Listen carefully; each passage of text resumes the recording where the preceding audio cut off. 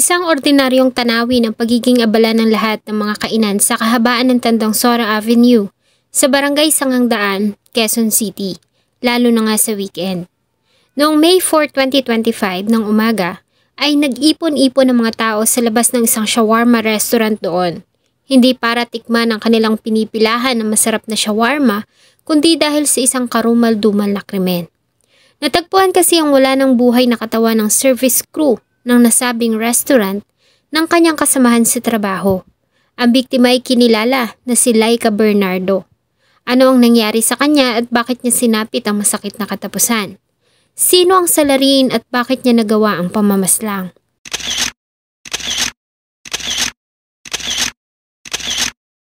Bago ko po ipagpatuloy ang ating kwento, sa mga bago po sa channel ko at nais sa mga ganitong klase ng kwento ng krimen na nangyayari sa loob at labas ng ating bansa ay maaari pong pakipindot ang ating subscribe button at notification bell para ma-notify kayo pag may mga bago tayong upload na videos. May 4, 2025, araw ng linggo, nang makatanggap ng tawag ang tanggapan ng kapulisan sa Quezon City. Ang tawag ay nagmula sa mga barangay officials ng Barangay Sangangdaan, Quezon City. Base sa report, ay may natagpo ang wala ng buhay na katawan ng babae sa loob ng isang fast food establishment na matatagpuan sa ikalawang palapag ng isang mall sa corner ng Tandang Sora Avenue, Barangay Sangangdaan, Quezon City. Agad namang rumisponde ang mga tauhan ng Quezon City Police Department kasama ang team ng SOCO na siyang expert sa crime scene analysis. Pagdating nila sa lugar ay dinatnan nila ang mga nagkakagulong mga tao sa labas ng establishment. Sinalubong na rin sila ng mga pamunuan ng Barangay Sangangdaan na siyang unang nakarating sa crime scene. Pagpasok nila sa loob ng restaurant ay wala naman silang napansing kakaiba hanggang sa pasukin nila ang kusina. Sa loob nito ay natagpuan nila ang nakahandusay na katawan ng isang babae na naliligo sa sarili nitong dugo. Ang biktima ay agad din namang kinilala na ang 25 years old at empleyado ng nasabing fast food restaurant na si Laika Bernardo. Si Laika ay pinanganak noong December 4, 1999. Siya ay galing sa simple lamang na pamilya sa probinsya ng Quezon, kung saan siya lumaki. Para sa mga nakakakilala kay Laika, inilarawan nila siya na isang masiyahin, palakaibigan, mabait at walang kaaway na tao. Sa kanilang lugar ay walang hindi nakakakilala sa masiyahin at maamo nitong muka. Bata pa lang si Laika ay pangarap na nito na matulungan ang mga magulang. Dahil sa hirap ng buhay ay hindi na tinapos ni Laika ang pag-aaral at nakipagsapalaran na sa syudad para makatulong sa pamilya. Isa pa sa magandang ugali ni Laika ang pagiging masipag at responsable. Kaya naman talagang nakakagiliwan ito ng kanyang mga nakakasama sa trabaho at maging ng kanyang mga amo. Sa kabila ng malayong distansya ay nakakausap niya naman palagi ang pamilya, kung saan ay binabahagi niya sa mga ito ang pang-araw-araw niyang ginagawa. Ayon sa report, May 3, 2025, tulad ng ibang araw, ay masayang nilisan ni Laika ang tinitirahan sa Barangay San Jose del Monte, Bulacan, Quezon City, para pumasok sa trabaho. Sa isang shawarma restaurant na matatagpuan sa ikalawang palapag ng isang mall, sa Tandang Sora Avenue, Barangay Sangangdaan, Quezon City. Nagtatrabaho siya sa nasabing establishment bilang service crew. At dahil sa dumadagsa ang customer ng nasabing fast food restaurant, ay nagkakaroon ng shifting schedule sa mga empleyado. At si Laika ay na-assign sa closing ng store. Kalimitan ay inaabot na ito ng alas 10 hanggang alas 11 ng gabi. Bagamat wala ng tao at madalang ng tao doon ng alas 10 ng gabi ay ginagabi pa rin ang uwi si Laika. Kailangan niya pa kasing ayusin ang inventory at ang ibang mga gagamitin para maayos naman itong datna ng papalit sa kanya sa opening kinabukasan.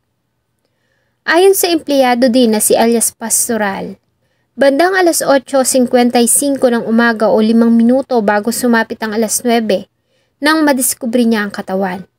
Siya kasi ang naka-assign sa opening ng pwesto. Subalit nagulat siya nang mapansin na bukas na ang tindahan. Kaya naman pumasok siya at hinanap kung sino ang nasa loob.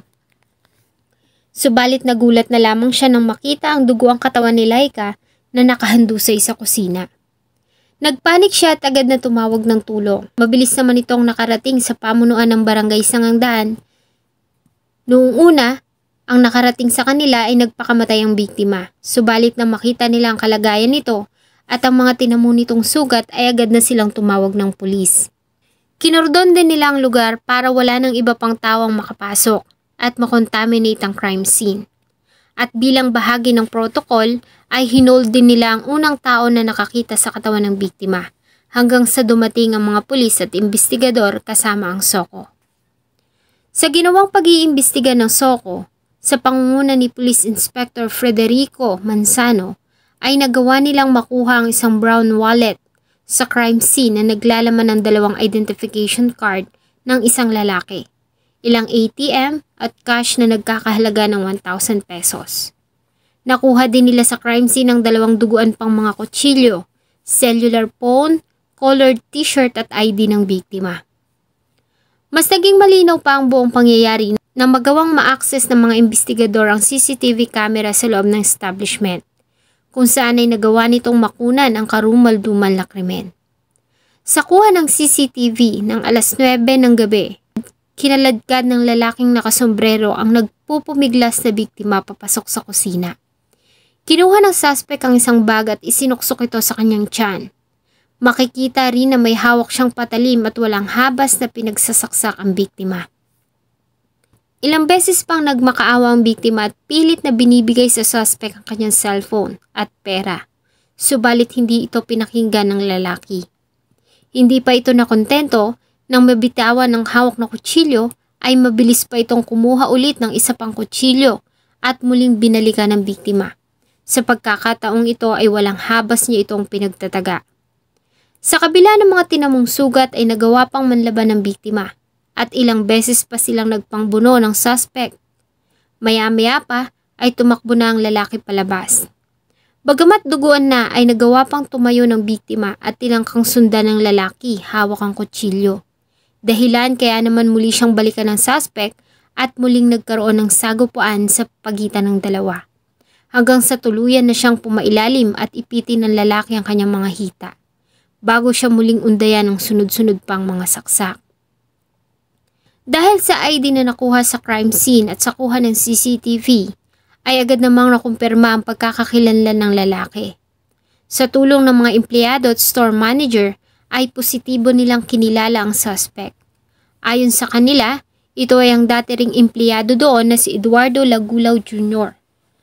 Ayon sa store manager, si Eduardo ay dating katandem ni Laika sa trabaho. Subalit nagkaroon ng di pagkakaintindihan ng dalawa. Nagkaroon kasi ng discrepancy sa ginawa nilang inventory, 3 linggo na ang nakakaraan. Dahilan kaya naman kinumpronta ng biktima ang suspect. Ang nasabing problema ang naging dahilan kaya naman natanggal sa trabaho si Eduardo. Dahil dito, ay agad nilang ikinasa ang isang manhunt operation laban sa suspect na si Eduardo Lagulaw Jr. Napag-alaman nila na nakatira ito sa Gulod Avenue, Novaliches, Quezon City. Subalit hindi na nila ito natagpuan sa lugar. Ayon sa mga tao doon ay umalis ito at marahil ay umuwi sa kanilang probinsya sa Surigao del Sur.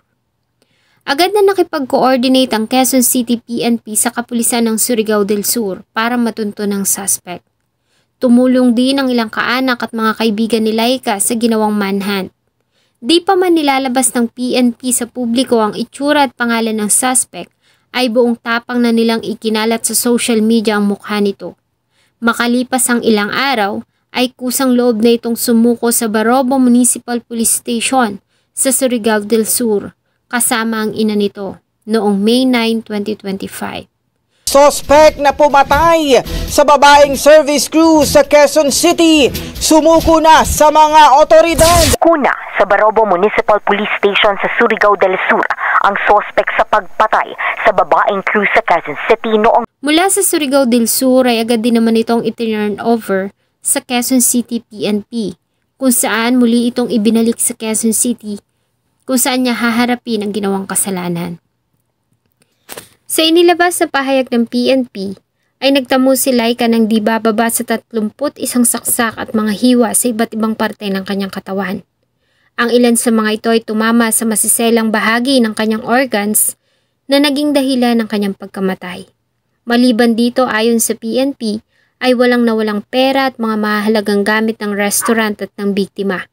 Kaya naman ilalis na nila ang motibong pagnanakaw. Sa halip, ayon sa kanila, ang pangyayari ay sanhi umano ng matinding galit at paghihiganti. Sinabi din nila na planado ang ginawa nitong pagpatay sa biktima. Malaking factor na alam nito ang schedule ng duty ni Laika at kung anong oras niya ito papasukin sa loob. Pagsapit kasi ng alas 10 ng gabi ay wala ng tao sa loob ng mall dahil sa closing time na. Mag-isa na lang din si Laika sa loob ng restaurant ng ganong oras. Dahil sa huli itong umuuwi, inaayos pa kasi nito ang mga inventory at lahat ng mga kakailanganin ng papalit sa kanya sa opening kinabukasan. Ito ang pagkakataon na nakita ng suspect. Nalaman din nila na matapos ang ginawang pagpatay ay pumasok pa ang suspect sa kanyang trabaho at ilan sa mga katrabaho nito ang nakapansin na balisa ito at katakataka din ang mga galos nito sa mukha. Dumagdag pa ang pag-uwi nito sa probinsya pagkatapos ng krimen. Ang suspect ay nahaharap sa kaso ng pagpatay sa Prosecutor's Office ng Quezon City. Pag napatunayan na nagkasala ay maaari ito patawa ng pinakamataas na parusang habang buhay na pagkakakulong without eligibility for parole. Samantala ang katawan naman ni Laika ay iniuwi ng kanyang pamilya sa Quezon Province kung saan nila ito inihimlay.